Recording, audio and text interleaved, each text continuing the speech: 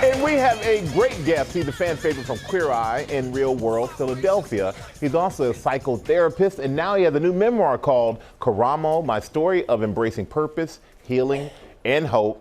Everybody give it up for Karamo Brown. Welcome, man. How you doing? So happy for you and so proud of you with this book, and you've been getting some great reviews. Thank you. Chicago Tribune, here's their quote, right?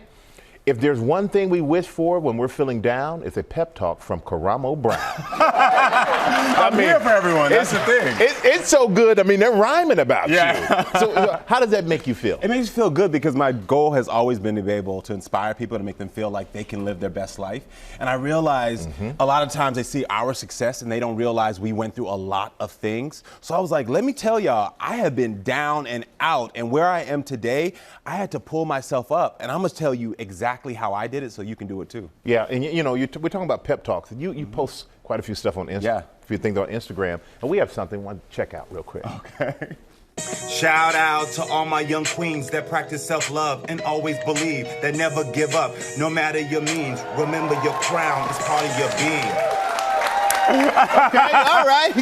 Yeah, I got a rap career Yeah, next. the review of the rap, you come on, you rap it on Instagram. That was inspired by Keke Palmer. She did something called Young Queens, and I was like, I gotta send some love to young queens out there and just let you all know that your gift is from inside. You can make it. You are special. You know, sometimes you just gotta send the love out there. Yeah, and we need it. It's Monday, man. We need as much love as we can get to start off our week.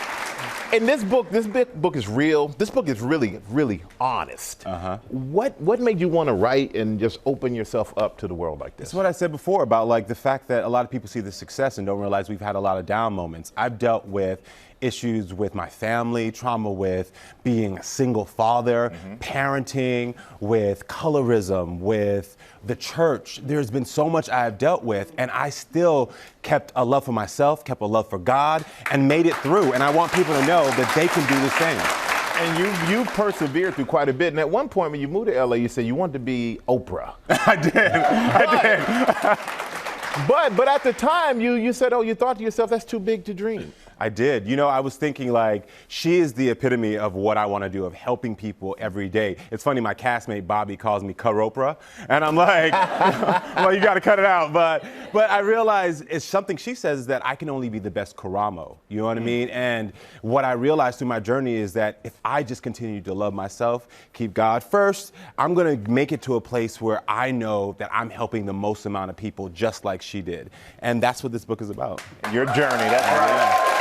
And throughout your journey, has there been one big lesson that stands out in your mind that you learned growing up? Yeah, there's been a couple, but there's one that I repeat constantly to my children, which is you're perfectly designed. Because I realize that all of us are perfectly designed. We all have the tools that we need to make it through any situation. And people tell us negative narratives all the time about who we are, about what we can do. They will try to stifle your dreams. They will tell you that you cannot make it. They will tell you that your kids are not good enough, that you're not good enough. And if you remember you are perfectly designed, everything you want will come to you. Wow. Yeah. And you talk about your kids. Yeah. You have two grown kids. I do. My children are old now. Not old, well, but. Your son Jason, he's 22. 22, and, yes. And Christian's 18. Yes. But what is it like for them seeing you become what you are now? Because, you know, at one point when you started out on The Real World back in 2004. And no, this man's nickname was Crazy Karamo, okay? So how was it for your kids to see Crazy Karamo become Karamo Brown that we know now? Well, the funny part is that I didn't know my oldest son until he was 9 years old. His mother never told me about him. And so when I found out about him, I got custody. And so the first time he ever saw me was on Real World. And so because of that, he's been on this journey of sort of like, who is my dad? But now he knows who dad is. Dad is a strict one. I finally just got him out the house, thank the Lord. he's moved into his own apartment. I just told you he went grocery shopping the other day for himself, and I was like, small victories. But you know, being a single parent is a difficult thing because a lot of times I was like, I have to put myself second for them. And I realized that the only way that I could have them be their best selves if I was my best self, which means that I have to make sure that I'm going after my dreams. And so having them see me go after my dreams is only letting them know that they can do it. You know what I mean? But there was a lot of fear to that. There was a day that I had to decide whether I was going to put gas in my car to go to work or buy groceries. And I was thinking, how am I gonna like quit my job to become a television personality when I got 2 mouths to feed? And I realized that I'm gonna get on that bus so that I don't have to pay for gas, and I'm gonna continue to go after my dreams so they can see Dad is doing it.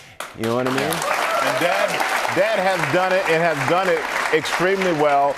Everyone loves watching you on the show, man. I mean, you're great addition to television and everything else. Congrats on getting Jason out the house. We're happy about that. And Karamo's book, it is out tomorrow. You can read an excerpt on our website. And our audience, you guys are getting yours today because you're all going home with a copy. That's right. And be sure to tune in on Wednesday when we go behind the scenes of Queer Eye Season 3. Well, hey there, GMA fans. Robin Roberts here. Thanks for checking out our YouTube channel. Lots of great stuff here. So go on, click the subscribe button right over here to get more of awesome videos and content from GMA every day, anytime. We thank you for watching, and we'll see you in the morning on GMA.